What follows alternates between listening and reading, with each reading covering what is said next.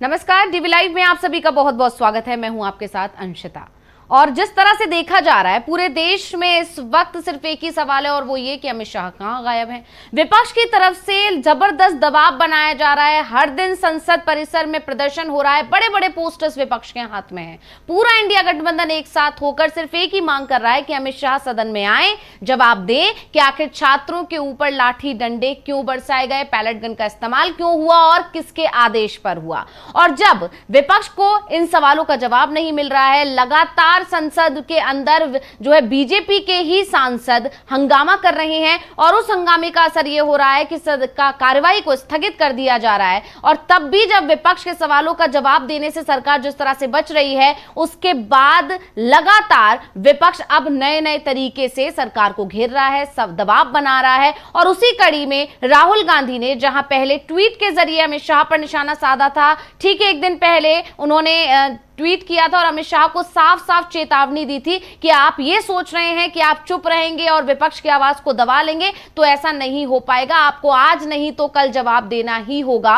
और जिस तरह से वो प्रयागराज में पहुंचे थे, वहां पर जिस तरह युवाओं का गुस्सा देखने को मिला, युवाओं ने बीजेपी सरकार के खिलाफ नाराजगी जाहिर की, उसका जिक्र भी राहुल गांधी ने अपने ट्वीट में किया था। यानी राहुल गांधी ने यह बताने की कोशिश की थी कि युवाओं का गुस्सा शांत नहीं हुआ है और युवाओं के साथ पूरा विपक्ष खड़ा हुआ है। युवा आपके खिलाफ है और विपक्ष और युवा जब एक साथ होंगे तो सरकार को झुकना ही पड़ेगा। उसके ठीक एक दिन बाद यानी कि आज सुबह सुबह एक आर्टिकल राहुल गांधी की तरफ से आया और द हिंदू में वो आर्टिकल छपा था, जिसकी कटिंग राहुल गांधी ने अपने सोशल मीडिया पर भी पोस्ट की और उसमें जो लिखा था उसकी चर्चा हर तरफ हो रही है। राहुल गांधी ने साफ साफ लिखा कि अमित शाह पर सीधा सीधा उन्होंने निशाना साधा और इसके साथ ही उन्होंने कहा कि या तो अमित शाह खुद ही गुनाहगार हैं या तो उन्होंने ही आदेश दिया है और अगर नहीं दिया है तो वो अक्षम है। यानी या तो उन्होंने खुद आदेश दिया और अगर उन्हें इस बात की जानकारी नहीं है तब भी वो अक्षम है, यानी उन्हें दोनों ही सूरतों में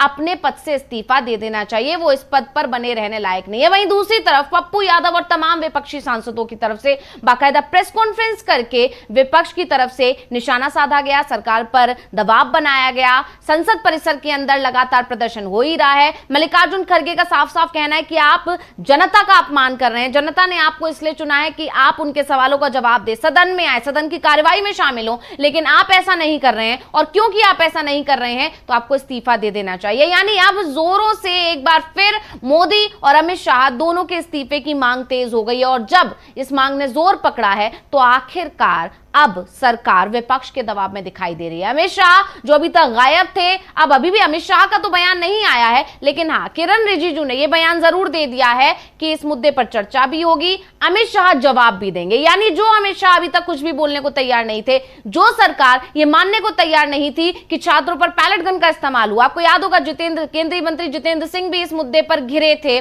उनके भी इस्तीफे की मांग या उनके भी खिलाफ एक्शन की मांग की गई थी क्योंकि उन्होंने संसद को गुमराह करने की कोशिश की थी, यह कहते हुए कि छात्रों पर पैलेट गन का इस्तेमाल नहीं हुआ। हालांकि बाद में राहुल गांधी की तरफ से जब प्रेस कॉन्फ्रेंस की गई, उसमें बताया गया, बाकायदा सबूत पेश किए गए, तब जाकर सरकार यह मानने को राजी हुई कि हां, छात्रों पर पैलेट गन का इस्तेमाल हुआ था। यानी जो सरकार किसी भी तरह से दबाव में आती दिखाई नहीं दे रही थी, विपक्ष के आरोपों को नहीं मान रही थी, मोदी और शाह दोनों चुप्पी साधे बैठे हुए हैं। अब सरकार की तरफ से एक कदम आगे बढ़ा गया है और किरण रिजिजू ने साफ साफ कहा है कि अमित शाह आएंगे भी सदन में, जवाब भी देंगे और इस मुद्दे पर भी चर्चा होगी। यानी साफ तौर पर विपक्ष के दबाव में अब मोदी सरकार दिखाई दे रही है और झुकती हुई दिखाई दे रही है। सब पर विस्तार से चर्चा करेंगे कि कैसे वो सरकार जो अड़ियल रवैया अपनाती रही है, वो सरकार जो छात्रों को झुकाने की कोशिश कर रही थी, वो सरकार जिसने अभी तक पुराने सभी आंदोलनों को सिर्फ दबाया है, किसी की बात नहीं मानी है,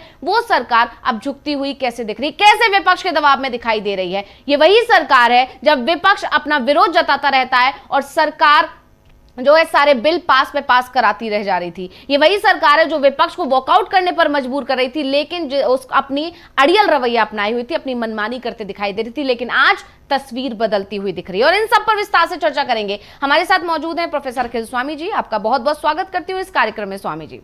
तो जिस तरह से स्वामी जी आप देख ही रहे हैं, एक तरह से तस्वीर पूरी तरह बदली हुई दिखाई दे रही है, देश में माहौल बदला हुआ दिखाई दे रहा है। मोदी सरकार अब डरी हुई दिखाई दे रही है, विपक्ष के दबाव में दिखाई दे रही है। राहुल गांधी का आर्टिकल आना, राहुल गांधी का एक ट्वीट आना, वहीं पप्पू यादव या तमाम विपक्षी नेताओं की तरफ से, सांसदों की तरफ से एक प्रेस कॉन्फ्रेंस करना और उसके बाद ये खबर आना कि सरकार इस मुद्दे पर बात करने को तैयार है, अमित शाह सदन में आने को तैयार हैं, ये अपने आप में एक बहुत बड़ा संकेत है कि सरकार अब दबाव में है। क्या कहेंगे आप इस पर?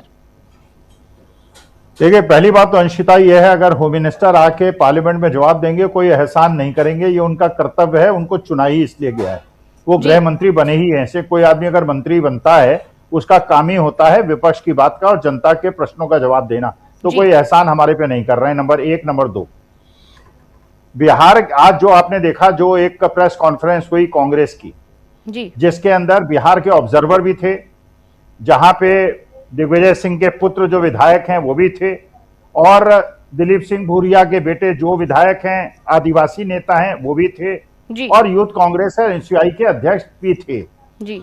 और जो उन लोगों ने बातें बताई, रागिनी नायक भी थी और पप्पू यादव भी थे। जो प्रेस कॉन्फ्रेंस की, मेरे ख्याल से देश के हर व्यक्ति को देखनी चाहिए।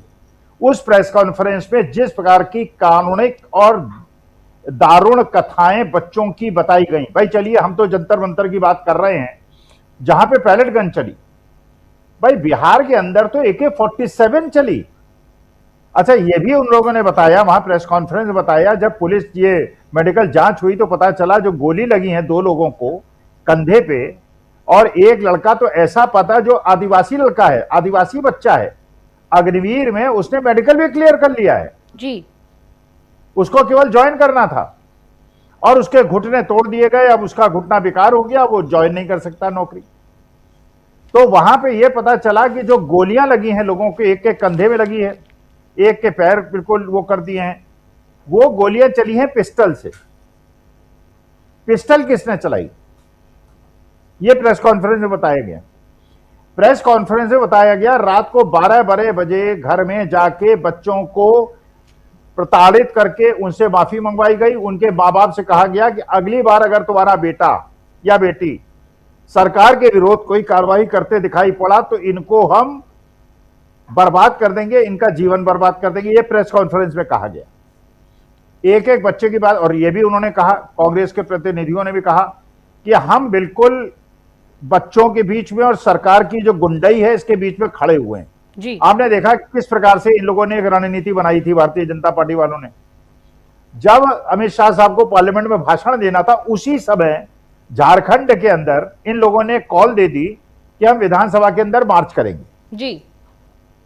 अच्छा, वहां पे लेयर लगाई गई, 6 लेयर की सिक्योरिटी रखी गई, लेकिन चलिए बच्चे थे वो उसको फांद फूंद के विधानसभा तक पहुंच गए। जंतर मंतर में संसद मार्च की बात हुई थी, संसद के अंदर घुसने की बात नहीं हुई थी, यहां विधानसभा के घुसने की बात हुई। अच्छा, वहां पे हेमंत सोरेन ने बड़ा अच्छा निर्णय लिया, कोई लाठी नहीं चली, कोई गोली नहीं चली, कोई पैलेट गन नहीं चला, कोई अश्रु गैस नहीं चला, केवल वाटर कैनन का उपयोग हुआ जब ये देखा गया कि आरएसएस बीजेपी के लोग पुलिस पे पत्थर फेंक रहे हैं जी। अच्छा, ये भी उन्होंने बड़ा अच्छा किया, उन्होंने वहां पे ड्रोन कैमरे लगा रखे थे, जो लोग वहां पे पत्थर फेंक रहे थे या इस प्रकार की हिंसावादी घटनाएं कर रहे थे उनकी फोटो भी ले ली गई। भाई आंदोलन तो चलिए आजकल में खत्म हो जाएगा, उसके बाद तो शांति हो जाएगी, उसके बाद क्योंकि इन लोगों की फोटोग्राफ्स हैं गुंडे बदमाशों की, उन पे एक्शन होगा, उनको जेल भेजा जाएगा। भाई जंतर मंतर में तो साफ साफ दिख रहा है किसने लड़की को अभद्र तरीके से व्यवहार किया, जो लड़की राहुल गांधी के साथ खड़ी रही, कैसे वहां पे जो मुंह में पट्टे बांधे हुए लोगों ने पीटा, उन पे एक्शन नहीं हुआ, अभी तक कोई एक्शन नहीं हुआ है। बच्चों पे एक्शन हो रहा है, माने गुंडे जो बच्चों को पीटे उन पे एक्शन नहीं होगा, बच्चे जो बेचारे अहिंसात्मक रूप से काम कर रहे हैं उन पे एक्शन होगा। तो चलिए अभी एक मामला तो बिल्कुल साफ हो गया। अभी तक तो बात हो रही थी जंतर मंतर की, अब तो बिहार पे भी प्रश्न उठेगा कि बिहार में आपने गुंडाई क्यों की है। और ये भी उस प्रेस कॉन्फ्रेंस में उन्होंने कहा सम्राट चौधरी को भी इस्तीफा देना होगा और इस बात का जवाब अमित शाह साहब को भी देना होगा कि ऐसे मुख्यमंत्री को आपने क्यों बैठा रखा है जो हमारे देश के युवा पीढ़ी पे गुंडाई कर रहे हैं। तो देखिए अब जो मुद्दा है हमारे, मैं तो इस बात से खुश हूं, मैं अध्यापक हूं, मैं तो इस बात से खुश हूं, अब देश का एक मुद्दा रह गया है असली, चाहे भारतीय जनता पार्टी भी उसमें अपना योगदान दे रही है, बहुत अच्छी बात है, योगदान दे, झारखंड के अंदर आप करिए, जिस प्रदेश के अंदर पेपर लीक होगा, अब उसमें विधानसभा मार्च होगा, केंद्र में होगा, संसद मार्च होगा, बच्चे इकट्ठे होंगे, लाखों की संख्या में इकट्ठे होंगे, और उसके बाद अगर आपने लाठी चलाई या गोली चलाई तो इसी प्रकार से आपको संसद और विधानसभा से भागना पड़ेगा। बच्चों का जो मुद्दा है वही केंद्र बिंदु होना चाहिए। हमारी देश की राजनीति केवल शिक्षा व्यवस्था, चिकित्सा व्यवस्था, बच्चों के रोजगार, इसी पे केंद्रित होनी चाहिए। हिंदू मुसलमान, ईद और बकरीद और होली और दिवाली और सवर्ण और बैकवर्ड, इस पे नहीं होनी चाहिए। हमारे बच्चों को नौकरियां मिलनी चाहिए। इसके लिए हम बच्चों के साथ हैं, कांग्रेस ने भी कहा वो बच्चों के साथ है। और प्रयागराज के अंदर जो राहुल गांधी को रिस्पांस मिला है और जो बच्चों ने जिस प्रकार से निर्भीक होकर मंच के अंदर बोला है, उससे लगता है कि अब देश का जो नैरेटिव है वो नैरेटिव हो गया जो होना चाहिए। रोजगार और शिक्षा व्यवस्था हो गई है और हमारे देश को बैकवर्ड घसीटने का जो प्रयास धर्म में उलझा के हो रहा था, मेरे ख्याल से उसका पटाक्षेप हो गया। बिल्कुल। और स्वामी जी, आपने यहाँ जिक्र किया झारखंड में जिस तरह से प्रदर्शन चल रहा है, छात्र अपनी नाराजगी जाहिर कर रहे हैं सरकार के खिलाफ, तो यहाँ पर एक चीज और गौर करने वाली है, तमाम गोदी मीडिया वहां पर छाए हुए हैं और जैसा कि आप कह रहे हैं कि वहां किसी तरह का आंसू गैस का इस्तेमाल नहीं किया गया, लाठी चार्ज नहीं हुआ, सिर्फ वाटर कैनन का इस्तेमाल किया गया, लेकिन गोदी मीडिया इसी तरह की खबरें चला रहा है।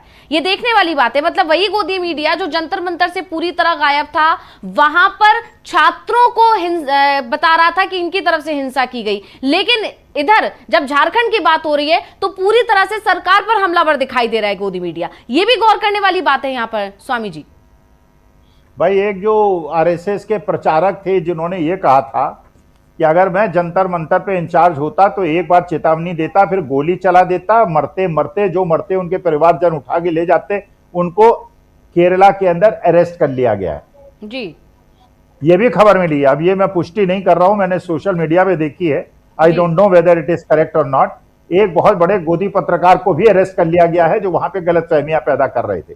सारी वीडियोग्राफी है, सारे ड्रोन कैमरे से लोगों की फोटोग्राफ हैं जो लोगों को प्रोवोक कर रहे थे। लेकिन इसके बावजूद जो मुझे वहां पे रांची के अंदर बैठे हुए लोग हैं उनकी खबरें मिली हैं, उन्होंने ये कहा है वहां पुलिस फैसिलिटेट कर रही थी, आंदोलनकारियों को कह रही थी कि आइए चलिए कोई बात नहीं आगे बढ़िए।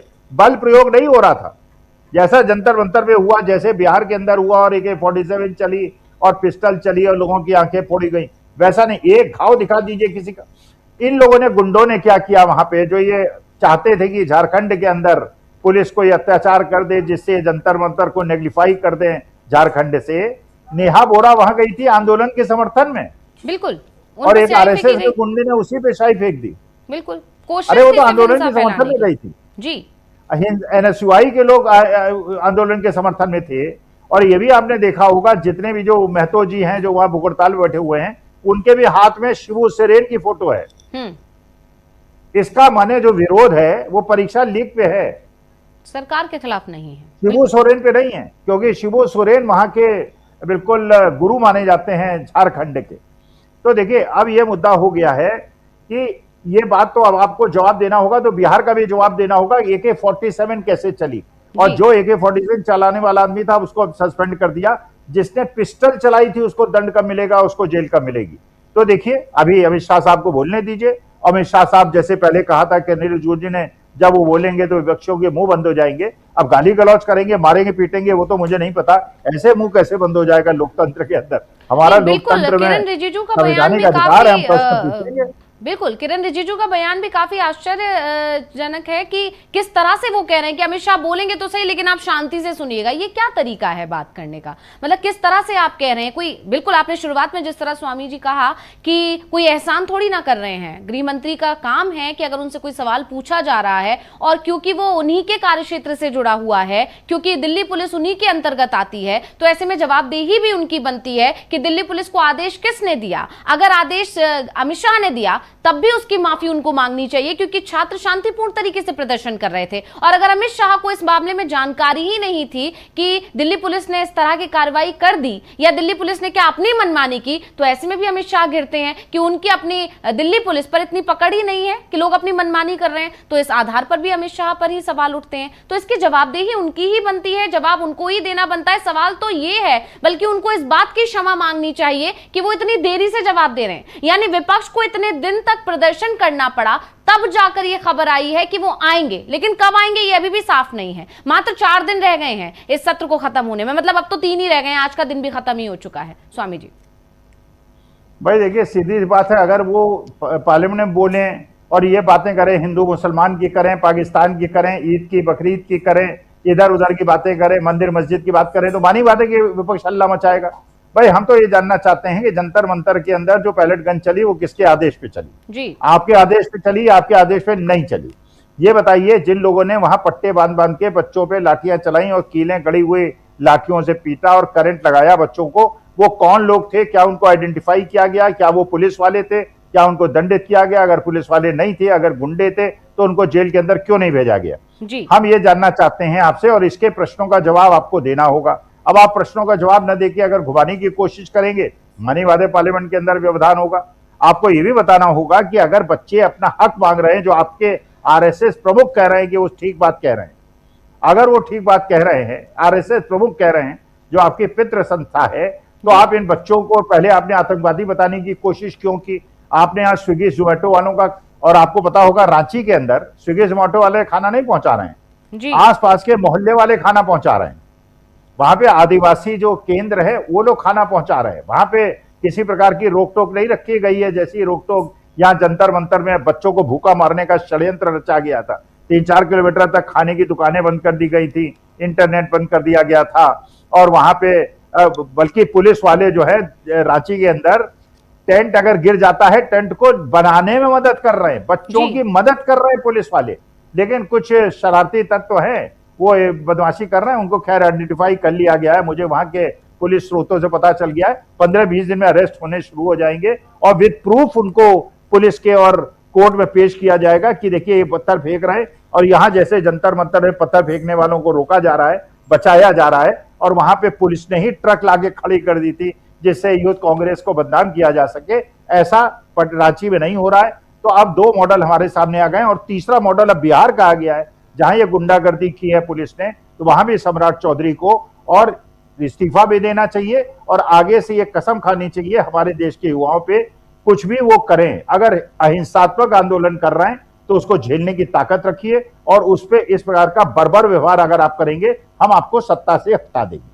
बिल्कुल, बीजेपी का दोहरा रवैया या मीडिया, जो गोदी मीडिया जिसे कहा जाता है, उसका दोहरा रवैया, सब कुछ यहाँ सामने दिखाई दे रहा है। बिहार में, दिल्ली में और झारखंड में, तीनों जगह अलग अलग तरीके से। बिहार का और दिल्ली का जो प्रदर्शन था वो किस तरह से दिखाया गया मीडिया की तरफ से, बल्कि जंतर मंतर का तो जिक्र तक नहीं किया गया, पटना का भी कवरेज नहीं दिखाया गया, लेकिन झारखंड में पूरी तरह से मीडिया वहां पहुंची हुई है। वहीं दूसरी तरफ वहां यहाँ के छात्र हिंसक बताए जा रहे थे, वहां की सरकार छात्रों के साथ बर्बरता कर रही है। ये दोहरा चरित्र यहां पर दिखाई दे रहा है, और बुरी तरह से इस वक्त छात्रों का गुस्सा और बढ़ाने वाली चीजों, जैसा कि आप कह ही रहे हैं कि वहां पर सरकार पूरी तरह से मान रही है, बातचीत कर रही है, सरकार जो है किसी तरह का ऐसा रवैया नहीं है, ना अड़ियल रवैया है, ना किसी तरह से सरकार छात्रों को दबाने की कोशिश की जा रही है। लेकिन इधर वहां पर दबने को तैयार नहीं, क्योंकि साफ है कि किसी तरह से प्लान्ड है वो सारा। उसमें कुछ लोग ऐसे हैं जो पूरी तरह कोशिश कर रहे हैं, खासकर बीजेपी और एबीवीपी पर ही इस तरह के आरोप लग रहे हैं कि वो लोग पूरी कोशिश कर रहे हैं कि कैसे भी आंदोलन बिखर जाए, एक तरह से ज्यादा बड़ा रूप ले ले, सरकार के लिए मुसीबतें बढ़ा दे। लेकिन वहां पर ऐसा नहीं होता हुआ दिखाई दे रहा है। लेकिन फिलहाल ये सारी चीजें, यानी जैसा कि आपने शुरुआत में ही कहा स्वामी जी, की पूरी कोशिश की गई कि झारखंड पर पूरा ध्यान पहुंचा दिया जाए, विपक्ष को भी घिरवाया गया, तमाम तरह के ट्वीट्स आए, या राहुल गांधी प्रयागराज जाने वाले थे तो जगह जगह पर पोस्टर्स लगे हुए थे कि आप यहां नहीं, प्रयागराज नहीं, आपको तो रांची जाना चाहिए। किरण रिजिजू ने भी ट्वीट किया बाकायदा कि आपको प्रयागराज नहीं, रांची जाना चाहिए। वहां पर पूछा गया कि रांची के लोग पूछ रहे हैं झारखंड कब आएंगे। ये तमाम चीजें करने की कोशिश की गई, लेकिन पूरी कोशिश यहां पर बीजेपी की फेल होती हुई दिखाई दे रही है, क्योंकि अब बीजेपी सरकार को, मोदी सरकार को, खुद अमित शाह को झुकना पड़ रहा है विपक्ष के दबाव में। स्वामी जी भाई देखिए, झारखंड के अंदर जितनी भी मांगे स्टूडेंट्स की थी सारी मान ली गई, केवल 2 मांग नहीं मानी गई। एक मांग ये थी कि जिन बच्चों का ऑलरेडी सिलेक्शन हो गया है उस परीक्षा को भी कैंसिल कर देखिए, उसमें जुडिशियल मैटर है। भाई मानी बात है, जिसको सिलेक्शन हो गया और जिसने ज्वाइन कर लिया, अगर आप उसको हटाएंगे वो कोर्ट चले जाएंगे, फिर मामला पेंडिंग हो जाएगा, 2-4 साल एग्जाम नहीं होगा। भाई वो भी तो पक्ष एक है। लेकिन उन्होंने सारे जितने भी इनकी डिमांड थी, वहां के प्रदेश सर्विस कमीशन थे उसके अध्यक्ष को भी हटा दिया, जितने सदस्य थे उनको भी हटा दिया, सारे पेपर लीक को भी मान लिया, उन पेपर को कैंसिल भी कर दिया। केवल एक डिमांड सरकार मानने को तैयार नहीं है, वो ये है, ये जो भारतीय जनता पार्टी समर्थक छात्र हैं ये चाहते हैं कि इंक्वायरी सीबीआई द्वारा कराई जाए। स्टेट गवर्नमेंट कह रही है कि जो हम इंक्वायरी कराएंगे वो सीआईडी द्वारा कराएंगे। भाई आपको पता है कि पिछली बार सीबीआई ने हेमंत सोरेन को जेल भेज दिया था, 4 महीने उन्हें जेल में रख दिया था। भाई सीबीआई के बारे में आप जानते हैं, वो गृह मंत्री महोदय के घर में बैठ के वो रिपोर्ट बना देंगे और हेमंत सोरेन पे सारा दोष डाल देंगे और हेमंत सोरेन को उठा के बंद कर देंगे, यही होगा। तो वो ये कह रहे हैं कि भैया हम तो अपनी सीआईडी से इंक्वायरी कराएंगे, हम सीबीआई से नहीं। और ये लोग जानबूझ के केवल इस मुद्दे पे अड़े हुए हैं कि सीबीआई इंक्वायरी होनी चाहिए। भाई सीबीआई ने आज तक एक भी पेपर लीक कराने वाले को दंड नहीं दिलवाया है। बिल्कुल, अभी कुछ दिन पहले और यहाँ पे 10 लोग जेल में हैं। बिल्कुल, यहाँ ऑलरेडी 10 लोग जेल में हैं। अच्छा, अब मान लीजिए सीआईडी सही जांच न करे, तब तो आप प्रश्न उठाइए कि सीआईडी सही जांच, क्या पुलिस अधिकारी झारखंड के जो वहां के अधिकारी हैं वो अक्षम है क्या? आप केंद्र से क्यों कराना चाहते हैं? आप अमित शाह साहब की पुलिस से क्यों कराना चाहते हैं? आप वहां जो आदिवासी पुलिस अधिकारी हैं उनसे क्यों नहीं कराना चाहते? झारखंड के अधिकारी, भाई अगर वो रिपोर्ट सही न दें तो आगे बढ़ाइएगा बात। अगर वो सही रिपोर्ट देते हैं और असली किंगपिन को पकड़ के दंड दिलवा देते हैं, सीबीआई ने तो आज तक किसी को दंड नहीं दिलवाया, अगर सीआईडी दंड दिलवा देती है तो आपको क्या परेशानी है? तो मानी बात है कि वहां पे अपने लोगों को भिजा के, लेकिन आज जो कांग्रेस ने एक नया मोर्चा खोल दिया है बिहार के अंदर, और जिस प्रकार से प्रेस कॉन्फ्रेंस में हर डिस्ट्रिक्ट के अंदर उन्होंने अपने ऑब्जर्वर बनाए थे, ऑब्जर्वर्स ने अपनी रिपोर्ट पेश की, उससे पता चलता है कि बिहार अब अगला जंतर मंतर बनने वाला है। और बिहार के अंदर बच्चों के ऊपर जो ये सम्राट चौधरी ने अन्याय किया है और अत्याचार किया है, वहां भी अब ये लोगों को वही जयप्रकाश का आंदोलन झेलना पड़ेगा। बिल्कुल, और बिहार जैसे कि आप जानते हैं, बिहार में अगर कोई चीज की सरकार के खिलाफ शुरू हुई है तो उसका अंजाम सरकार को भुगतना ही पड़ता है। और इस चीज को यहाँ पर जो उनके सहयोगी हैं वो भी भांपते हुए दिखाई दे रहे हैं। नीतीश कुमार की जिस तरह से अब खबरें हैं कि दूरी बढ़ती चली जा रही है, वो भी इसी बात का एक तरह से इशारा है कि कहीं ना कहीं बीजेपी के लिए बिहार में मुश्किलें बढ़ने वाली हैं। सम्राट चौधरी के खिलाफ जिस तरह से भरत तिवारी वाला मामला है, उसमें जैसे नीतीश कुमार की पार्टी ने खुद को एक तरह से अलग कर लिया, अशोक चौधरी का जो बयान आना, उनके परिवार से जाकर मिलना, इस समय भी सम्राट चौधरी बुरी तरह घिरे हुए हैं। बांकीपुर के नतीजे, उसमें भी यह साफ हुआ कि बिहार की जनता बीजेपी से नाराज है, नितिन नवीन से नाराज है। बीजेपी का वहां पर अब एक तरह से ग्राफ पूरी तरह घटता दिखाई दे रहा है, यानी बीजेपी ने जो सीएम की कुर्सी हथियाई है, ये बिहार की जनता को पसंद नहीं आया। खुद अनंत सिंह का बयान आया कि अगर नीतीश कुमार सीट पर बैठे होते तो ऐसा रिजल्ट नहीं आया होता। तो ये सारी चीजें भी बता रही हैं कि कहीं ना कहीं बीजेपी के लिए अब दिक्कतें बढ़ने वाली हैं आने वाले समय में। और सहयोगी भी इस बात को समझ रहे हैं, जिस तरह से दूरियां बन रही हैं, या सहयोगी ही नहीं, बीजेपी के अंदर बैठे लोग ही अब जिस तरह से नाराजगी जाहिर कर रहे हैं, एक तक खुलकर नहीं बट संकेतों में उनके बयानों से ये पता चल रहा है कि दूरी बना रहे हैं। ये भी इसी तरफ इशारा करता है। देखिए, अब ये लड़ाई जो है ये सरकार के बीच में, भारतीय जनता पार्टी की सत्ताधीश सरकार के बीच में और बच्चों के बीच में हो गई है। कांग्रेस तो केवल बच्चों के साथ खड़ी है, आंदोलनकारियों के साथ खड़ी है। और ये भी आज प्रेस कॉन्फ्रेंस में वहां कहा गया, अगर कर्नाटका में भी कोई पेपर लीक होगा और बच्चे वो करेंगे या तेलंगाना में भी करेंगे, हम तब भी बच्चों के साथ रहेंगे, जैसे हम झारखंड में बच्चों के साथ खड़े रहे। देखिए, सबका कर्तव्य है, सत्ता में हो विरोध में हो, बच्चों के साथ खड़े रहना होगा, पेपर लीक को रोकना होगा, ऐसी व्यवस्था बनानी होगी। जैसे आप चाइना में देखिए, आज तक कोई पेपर लीक नहीं हुआ जी। और मैंने पहले भी आपको बताया था, मान लीजिए भाई चलिए हिंदुस्तान में लोकतंत्र है, लेकिन अगर जैसे जब बजट बनता है, आपको पता है कि वहां पे जो ऑफिसर्स होते हैं जो बजट बनाते हैं, उनको वहीं पे रखा जाता है जिससे वो बाहर निकल के पेपर वो लीक ना करते हैं, इंफॉर्मेशन को लोग करोड़ों रुपए बना न लें उसमें। भाई ठीक है, आप मुझे पेपर सेटर बनाइए और मेरे को 48 घंटे आप किसी 5 स्टार होटल में लॉक कर दीजिए, वहां पुलिस वाले बिठा दीजिए, पेपर में बनाऊं और 24 घंटे इधर एग्जाम हो जाए तो मुझे छोड़ दीजिए, खाने पीने की मेरी व्यवस्था करा दीजिए, पेपर लीक नहीं होना चाहिए। और करोड़ों जो जॉब सेंट्रल गवर्नमेंट और स्टेट गवर्नमेंट के नहीं भरे गए हैं उनको भरना चाहिए। हमारे देश के बच्चों को रोजगार मिलना चाहिए जिससे उनके माँ बाप की आकांक्षाएं पूरी हों। और अगर बच्चों को ये लोग अवॉइड करेंगे, कोई भी सरकार अवॉइड करेगी, चाहे कांग्रेस की हो या विपक्षी हो, हम उनके खिलाफ खड़े होंगे। जी बिल्कुल। और जिस तरह से विपक्ष साथ दिखाई दे रहा है छात्रों का गुस्सा तो बढ़ा ही हुआ है। वहीं दूसरी चीज यहां पर यह भी देखा जा सकता है स्वामी जी की छात्रों ने विपक्ष का हौसला बढ़ाया और विपक्ष जितनी मजबूती के साथ उनके साथ खड़ा हुआ है उसने छात्रों का हौसला भी बढ़ा दिया है।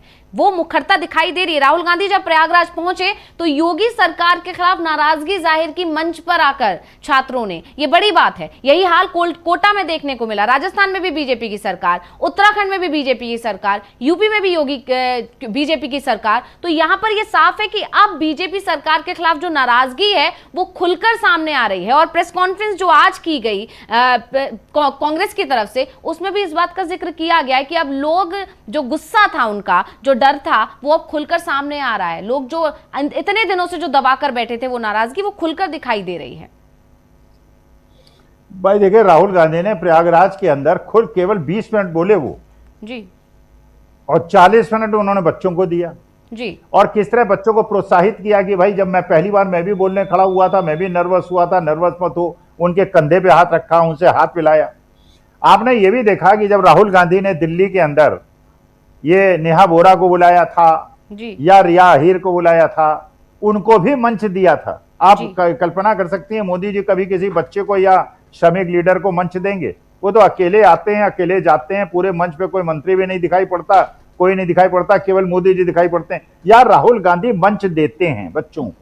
भाई देखिए, हमारा कर्तव्य है, हमारी पुरानी पीढ़ी का कर्तव्य है, बच्चों को मौका दें आगे बढ़ने का, उनके निर्भीकता को बढ़ाने का, उन्हें बिल्कुल एक प्रकार से डर विहीन बनाने का। वो राहुल गांधी कर रहे हैं और किस प्रकार से उनकी हैंड होल्डिंग कर रहे हैं, उनको आगे बढ़ा रहे हैं। ये क्या मोदी, यहां तो बल्कि सुना आईटी में जब कन्वोकेशन में गए, वहां पे डिग्री बांटे मोदी जी, वहां बच्चों को, आईटी के बच्चों को ये सिखाया गया आपको 65 डिग्री कैसे झुकना है जी।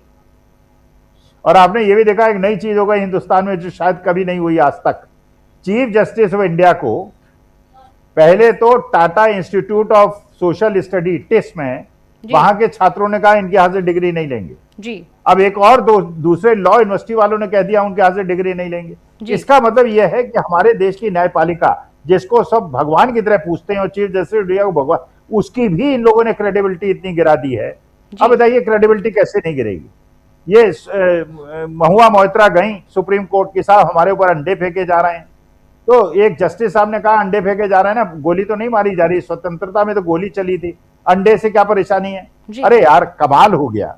मतलब आप अंडे फेंकने को जस्टिफाई कर रहे हैं, सुप्रीम कोर्ट कल मोदी जी पे कोई अंडा फेंक देगा, प्रेसिडेंट ऑफ इंडिया पे फेंक देगा, इसका माने अंडे फेंकना, टमाटर फेंकना जो है जायज है, फेंकते रहिए, कोई परेशानी की बात नहीं, और वो भी मेंबर ऑफ पार्लियामेंट पे। तो देखिए, माननीय न्यायालय को भी हम लोगों की इज्जत के पात्र हैं, हम उनकी बड़ी इज्जत करते हैं, लेकिन उनको भी अपना जो वो है परफॉर्मेंस है, बिहेवियर है, वो इस तरह से नहीं दिखाना चाहिए कि बच्चे उनके खिलाफ भी उत्तेजित हो जाएं और देश का नुकसान हो जाए। न्यायपालिका को बिल्कुल पंच परमेश्वर की तरह बच्चों के प्रति सद्भाव रखते हुए, जैसे कॉकरोच उनको कह दिया गया, कीड़ा मकोड़ा कह दिया गया, आगे से ध्यान रखें ऐसी टिप्पणी हमारे देश के युवा पीढ़ी और बच्चों के साथ न करें। घर में बच्चे उनके भी हैं, अगर ये बच्चे कॉकरोच हैं तो आपके बच्चे भी कॉकरोच। जी बिल्कुल। और यही वजह है कि युवाओं का जो गुस्सा बढ़ रहा है, छात्रों का जो गुस्सा बढ़ रहा है, दूसरे तमाम वर्ग जो अब खुलकर अपनी नाराजगी जाहिर कर रहे हैं, और विपक्ष जिस तरह से हल्ला बोल कर रहा है, सरकार को झुकना पड़ रहा है, सरकार मजबूर दिखाई दे रही है। और यही वजह रही कि अब अमित शाह सदन में आएंगे, जवाब भी देंगे और इस मुद्दे पर चर्चा भी की जाएगी। जबकि आपको याद होगा इससे पहले पीएम मोदी को संसद में बुलाने के लिए अविश्वास प्रस्ताव तक लाना पड़ गया था। फिलहाल सरकार बहुत ज्यादा झुकी हुई दिखाई दे रही है, लेकिन अब नजर है अमित शाह पर कि वो आएंगे और क्या बोलेंगे। क्यों ऐसा किरण रिजिजू ने कहा है कि वो बोलेंगे तो सबको शांत रहना है, इस पर विपक्ष का क्या प्रतिक्रिया होगी, विपक्ष की बातों के, विपक्ष के सवालों के जवाब मिलेंगे या नहीं मिलेंगे, सब पर सबकी नजर रहेगी। बहुत बहुत धन्यवाद स्वामी जी तमाम जानकारी हमारे दर्शकों को देने के लिए, और बहुत बहुत धन्यवाद मेरे तमाम दर्शकों का इस कार्यक्रम में बने रहने के लिए। मुझे दीजिए इजाजत, नमस्कार।